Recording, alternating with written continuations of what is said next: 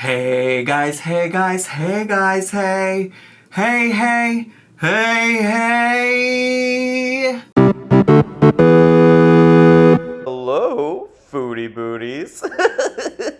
Hey everybody, it's me, Zach, and welcome back to my channel. Hello, hello, hello. Are you all not so excited when I say we are so back?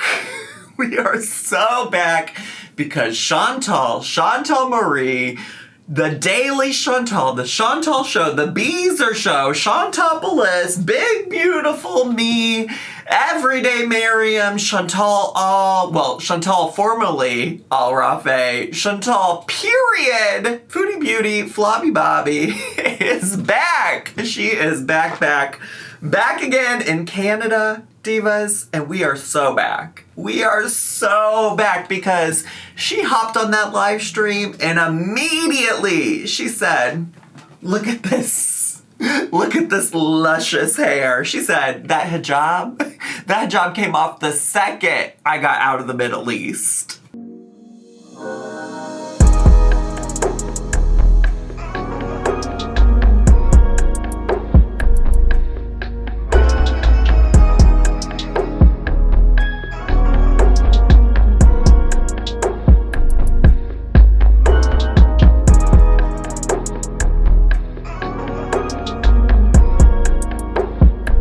So yeah, there's lots to talk about. Actually, I forgot I was gonna go fact check something. I thought I read somewhere that she had also re-uploaded all of her old vlogs. Is that true? Is that true? Is that true? I would like to see it if it's true. Not me doing research live in real time with you all. Listen, you get what you get and you don't throw a fit. You know what I'm saying? You know what would be easier if I sorted her YouTube page by oldest. Oh my God. Yeah. Oh my God, there's so many. They're all back. Let's go. Let's go. Because somebody said, Zach, I find it hard to believe that her mukbangs used to be interesting once upon a time. Well, yes, they were, because she would be eating and she'd be talking about getting well, maybe that wasn't a mukbang. Was it a mukbang where she talked about getting a Pringle lid stuck in between one of her rolls and losing it? That might have just been her talking. But it was a mukbang when she talked about having sex with that homeless guy so she could get a Big Mac or whatever. Or a Whopper. I can't remember what it was. So they did used to have some value, some entertainment level. And I believe in Chantal. She can get us back there. Now that she doesn't have to worry about modesty, now that the hijab is off, girl, she can take us there. She can take us there. But let's start our conversation about her return to the internet there. Because she did this 3-hour live stream, right? And so obviously the first thing that's so noticeable is that she did in fact take off the hijab and you could see her hair. And she makes a comment about her hair being thinner because the hijab would make her hair like a matted mess. Look, I have a bit of hair fibers in. It's really thin on the top. Like, I have the worst. I'm telling you, it's thinner because, like, it gets really matted, like, just from wearing the hijab for a short period of time. No, girl, don't sit over here and piss on my leg and tell me it's raining. Diva. Don't sit over here and piss on my leg and tell me it's raining. Because, girl, I saw what your hair looked like before you put that hijab on. Like, no shade. But it don't look any better or worse than it did back then. And just as a note, whenever she first put the hijab on, I think I referred to this as cosplay. Like, I didn't feel like she really had any interest in actually being a Muslim woman or caring about it. Like, it was clear to me, and I think several other people, like, I was not original in this thought by any means, but I think it's clear to a lot of us that her true intention for doing it was because she wanted to be with Salah. And to some extent, that's fine. You know, like, I think a lot of people make religious changes and choices on behalf of their partner, but I think we can all agree that her arc of being Muslim, being religious, etc., was mostly bullshit, especially just based on the way that she behaved while wearing a hijab, while living in the Middle East. Like, I think we all know that she wasn't really living like true Muslim values by any means. But since I brought it up, she does take some time to address people who think she might be a fake Muslim. I believe in God. God is in my heart. God got me through this whole effing trip. Every time before I did something, I said, in the name of God, which is Bismillah or Ya Rab, Ya Rab, Ya Rab.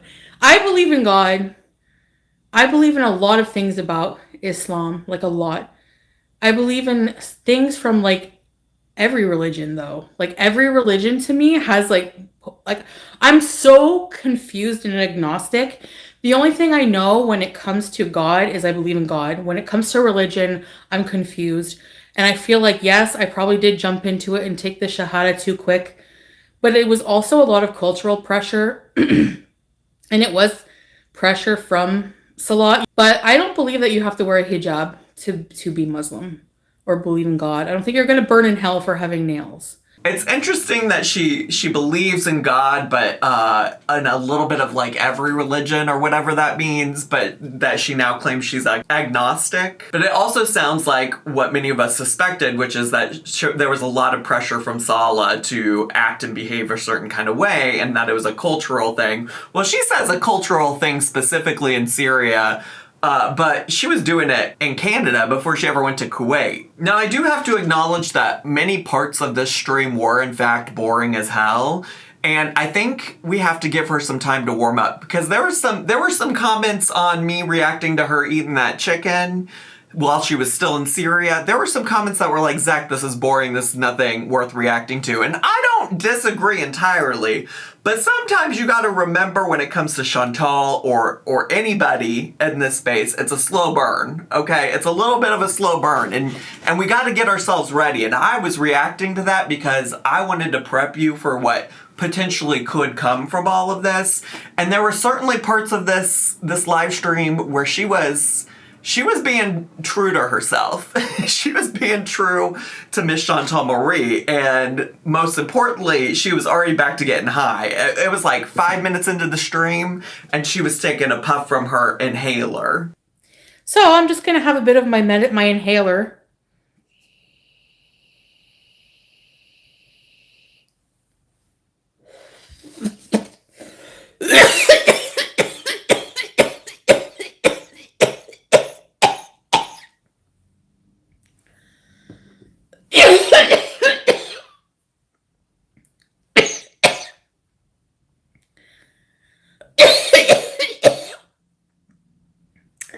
Scarlett, oh God.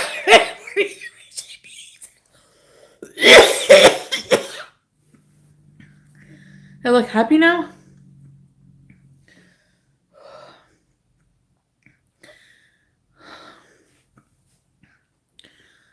Enough of that. And y'all, this woman's lungs, considering that once upon a time, I remember there was like a time where she went to the hospital because she thought she had a pulmonary embolism, i.e. like a clot on her lungs.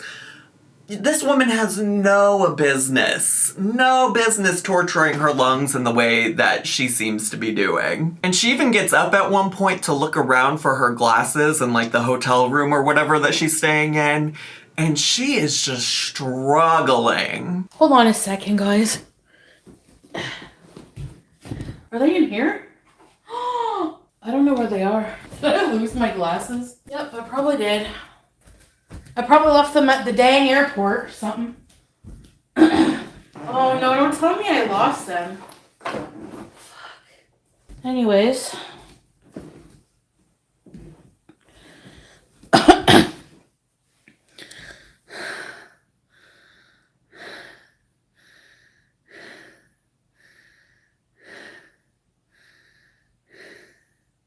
And maybe she's been this way for a while now, and maybe it's just like shocking to me because I haven't kept up with her as closely as some of you have.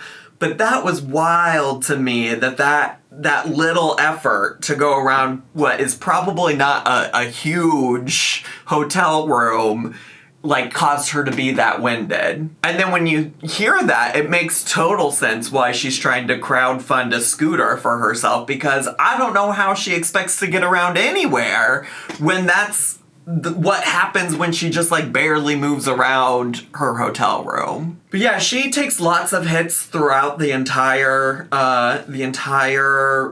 live stream. In about an hour in, she takes a 20 milligram gummy. What the fuck is this? Is this a ripoff?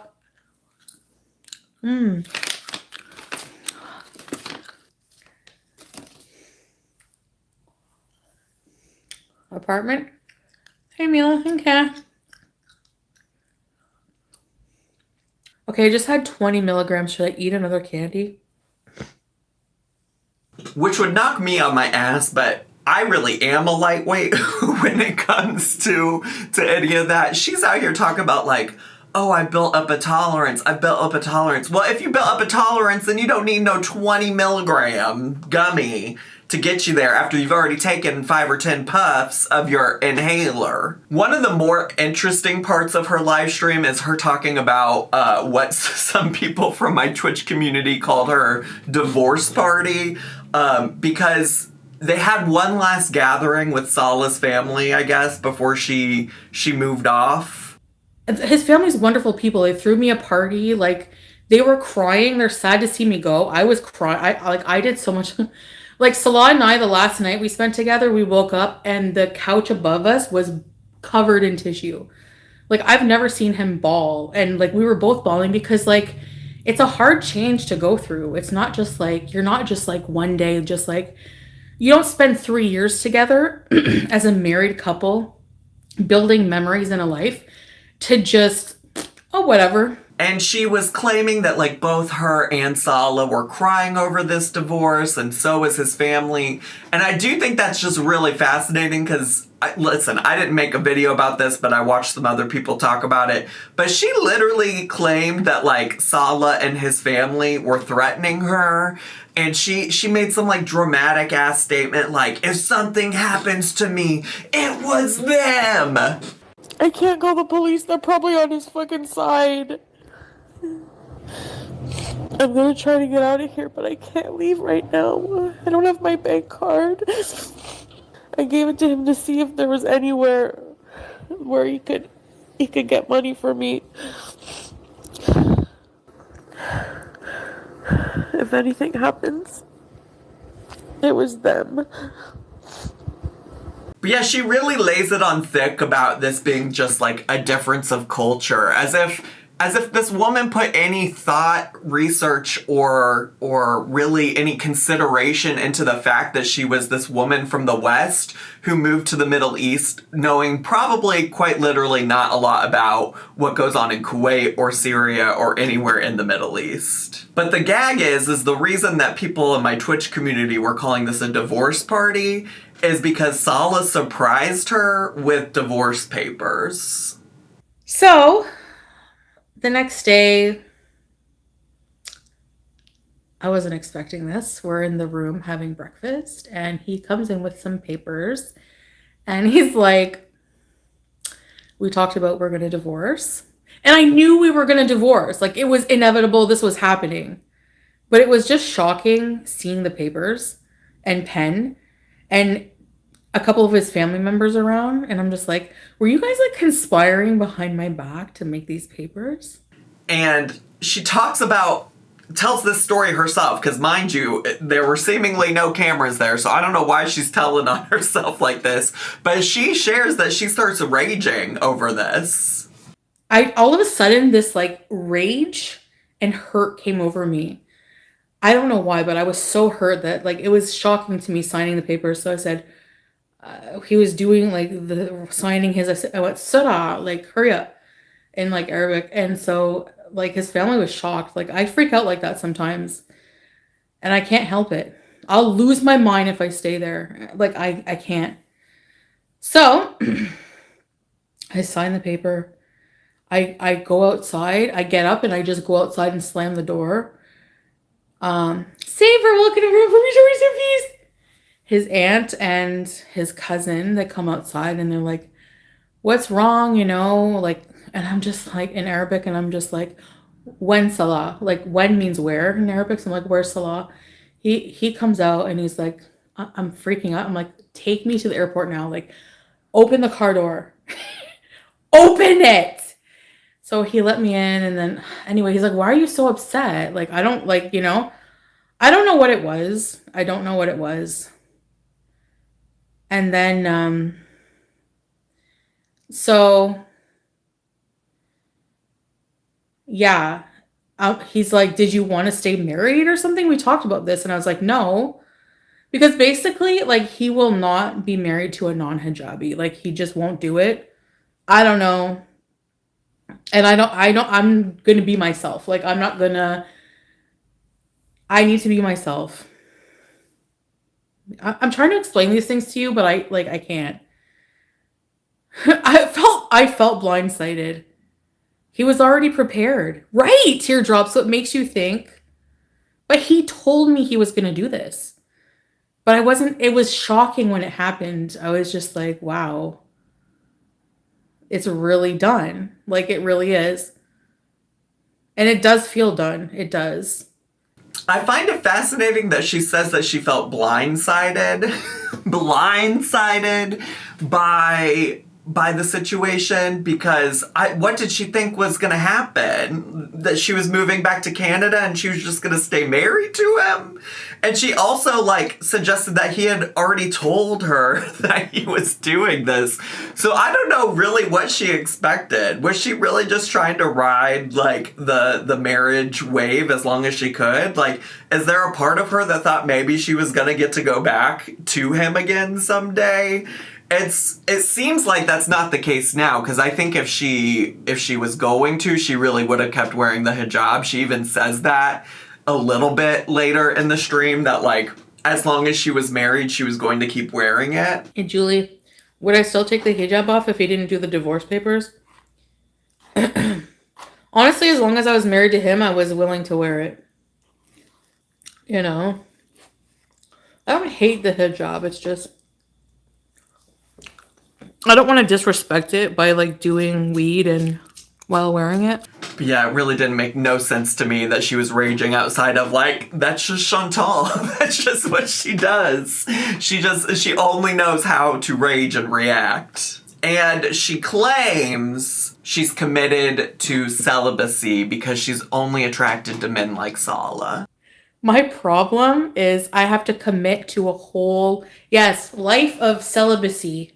Because, like, I'm attracted to, like, men that look like Salah. Like, I like dark hair, Arab-looking beard, hairy chest, tall, kind of controlling, Can we talk about how she listed off a bunch of physical traits and then listed that he looks controlling? Like, what does that mean? What does it mean to look controlling? But for real, we can only hope that she doesn't follow through with this celibacy thing. Like, I think she's gonna be real insufferable if she's actually celibate. I can only hope that celibacy works out for her in the same way that, like, dieting works out for her, in the same way that, like, cat ownership works out for her. I hope it doesn't turn out well. And while she's talking about some of this, she brings up, again, cultural differences, and apparently an important cultural difference that Chantal it's just a boundary, a hard line, something that is completely unacceptable. Is that his culture doesn't think farting is funny. And I know, yes, I'm a big dishonor, but, like, that's the thing. I don't want to feel like a fucking dishonor. Just because I laugh at tuba farts. They're fucking funny.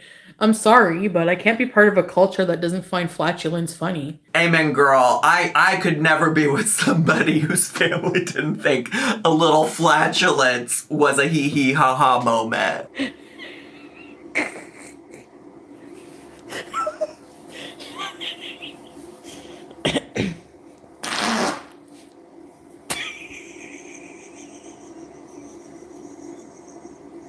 A really interesting thing she talks about is how she was counting down to her time in Canada, not like looking forward to maybe reuniting with Pete's or getting to see her family.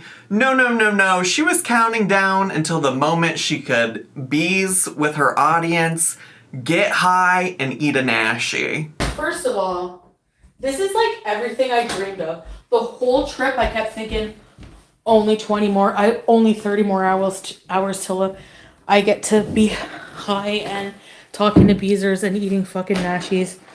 Only 20 hours until I get to be high. And no worries, she makes that a reality very quickly. Because she has already, before the stream started, placed an order for some Nashies from the Burger King. I think actually she might have only had one Nashi. I don't know. It looked like two, but I think she said she only had one. It's hard to say with her. Hey, Gabrielle. Sorry, I gotta eat. I'm like starving. It's a fucking Nashi. Okay, here we go.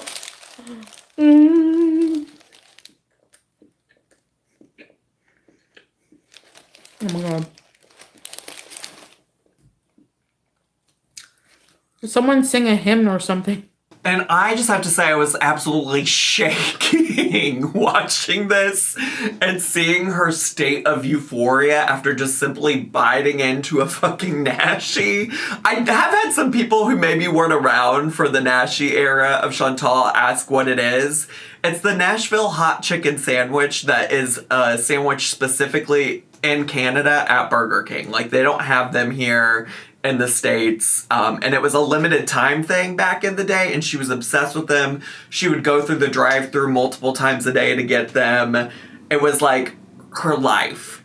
She was literally sustaining herself off of fucking Nashies and Lakmas. And seeing her eat that sandwich, I just know Salah's feeling like a little bit of regret, a little bit of jealousy of the shit that's about to come out of Chantal's asshole. Like, I know that man would love to see that poop. But honestly, she flew through the food so quick. That food was on that live stream. I mean, I was watching on 2x speed, so maybe that also really sped it up. But she wasted no time on chowing down on her Burger King, on her Nashies, on her poutine that she got from the Burger King, some kind of mozzarella sticks. No time was wasted. As a quick aside, there's good news for future me, which is that Chantal claims she wants to go dumpster diving. I want to go dumpster diving, yes. I have that in mind to plan. I'm going to go dumpster diving while I have the car. I want to go to Arby's and then dumpster dive somewhere. Maybe in the US, because they have better... Like, I see people dumpster diving at Ulta and they get like bags of makeup, like good brand. Now that I fear is going to require a little bit more work than she's going to be able to do from a scooter. So I don't know how serious she is about that. Like, I don't know what that actually looks like in practicality, but you better believe I'm crossing my fingers. I'm crossing my fingers because I loved her dumpster diving era. I was obsessed with it. I really was. So please, Chantal, like, don't let me down. We're going in good ways. You haven't said anything problematic. You took the hijab off. You're already high. Like, please give me this. Please go dumpster diving. I need this. But really, probably the most rage-inducing part of the stream that I'm sure everybody, including myself, is really irritated by is that before she even was able to take a bite of a Nashy, she did something that she herself claims is going to make a lot of people mad. And that's that she arranged to buy a rebound cat. All right. I did something you guys are going to hate me for, but you have to listen how necessary it was, okay? And you have nothing to worry about. I got a rebound cat. The pain and suffering I'm going through not having Julia, you have nothing to worry about, really, okay? I'm here for good. It was really, really impulsive, but I already paid for it. I can't do anything about it. I was in the lounge, like, literally crying at the thought of coming to a house without a cat in it. I'm not going to abandon Julia. She's with her dad. She's happy with her dad. And if I can get her in like a year or two, I will. Here comes the hate again. Unsubscribe. She's going to be well taken care of. I'm going to be already booking her to get spayed and everything. She's too young to be spayed right now. I have to pick a name. She's so cute. I saw her face and I was just like, I fell in love with it. Like, it's like the cutest cat I ever saw in my life. And I'm not going to be traveling. I'm staying put. And I really just wanted a peaceful life with me and this cat. And like if Pete ends up moving in.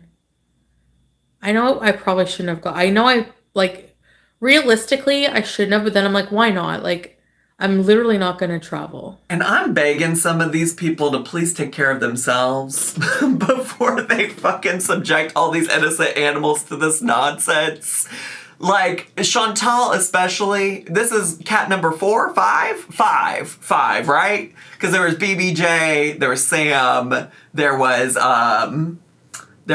Smokey, Julia. Well, I guess you could also count Pizza's cat as well. So, you know, lots of cats. Also, thank y'all for letting me know what happened to Howie. Once people started commenting about it, I did vaguely recall seeing something about them burying Howie on the beach, and that did make me sad. I kind of wish I hadn't asked. I kind of wish I was just continued to be ignorant about it, because that does sound real sad. I don't love that. I really don't, Chantal. What the fuck is wrong with you? But yeah, I think it's real fucked up that she refers to this cat as a rebound cat. I think she also referred to Smokey as a rebound cat as well. And when people talk about, like, a rebound relationship, i.e. like a relationship you get into, like, immediately following a breakup or something like that, the reason it's called that is because it's not gonna last long. Because you're only doing it to get over the last thing. So, Diva, why are we acting like this cat is not, like, why is this our mindset? Like, you are just an absolute loser for doing this shit that you know is gonna piss people off. And you sit here and act like you need a cat, but nobody needs a cat. Well, I guess I should say, specifically, Chantal doesn't need a cat. I'm sure there are people who need some, like, emotional support animals and things like that. But what you need, Chantal, is a lobotomy. What you need is to probably lose weight so you can treat this diabetes. What you need is to take care of yourself and get yourself established. You don't need a fucking cat. And one thing that this cat is gonna do is have us over here beating a dead horse about the way she treats animals, and we're gonna have to rehash all the conversations about BBJ and Sam and Julia and Smokey. Like, we've had these conversations so many times, Chantal, and now we're just gonna sit over here and beat a dead horse. I don't care where the fuck I am, take me to the dead horse, I wanna beat it. I wanna beat the dead horse as soon as fucking possible. I wanna be in a room just beating that fucking dead horse until I can't move, until I'm dead. Where the fuck the function? Where the fuck is the dead horse so I can beat it? I wanna beat the dead horse on a plane, I wanna beat the dead horse on a train. But let's also consider that Miss Ma'am didn't even have the money to get herself back to Canada and had to fundraise for that. Let's just also talk about how she's fundraising for a scooter, and if you donate to it, you can get your name on the scooter. Like, this is a woman who doesn't have the financial means for the things that she actually needs, and yet she's over here paying for a kitten. She's over here getting a cat, and she doesn't even maybe know if she's gonna have the money to spay her cat, let alone if she's actually responsible enough to do that to begin with. Like, it doesn't make any sense. What if this cat has health problems, girl? You barely could afford your first month's rent, allegedly. Like, where are the priorities? Like, I don't know, maybe it's just me that's sitting over here waiting to get animals until I'm in a place where I can actually take care of them. It doesn't make a lick of goddamn sense to me, Chantal. It really doesn't. And I feel like you're really just doing it to be defiant and make people mad. And you're a real loser for doing that. And a weirdo. And a weirdo. But yeah, like I said, a lot of this stream was boring, especially the last half of it. She spent a good chunk of it just being real fucking high and going over any possible name that anybody suggested that she name this cat that they haven't even met, that she maybe hasn't even met. But listen, I also allegedly have boring live streams, so who am I to judge, you know? You feel me? I would never spend my time watching his Twitch because it's so boring. But anyways, allegedly she's moving into her actual new apartment in Canada today, October 30th, when I'm filming this. So I'm sure by the time that I get this both filmed, edited, and upload, that she'll probably have more content for me to explore. I just want to say in advance, I can't promise a recap of every Chantal live stream because it's simply not something that I ever have had the capacity for when it comes to her. I do miss when she just posted actual vlogs and videos because that's much more easier for my broken ass brain to consume than these like 3-hour live streams. But for right now, I'm locked in. I'm here with you all. I'm gonna get you prepared for her shenanigans, and I can't wait to see what happens. Anyways, that's all I have time for today. I hope you enjoyed today's video. If you did and you're brand new to my channel, consider subscribing down below. Hit the bell button so you get a notification every single time I post a new video. Make sure to leave me a comment, hit like, click share, and follow me on all my social media. I had so much fun today. I hope you did too, and I'll see you all next time. Bye!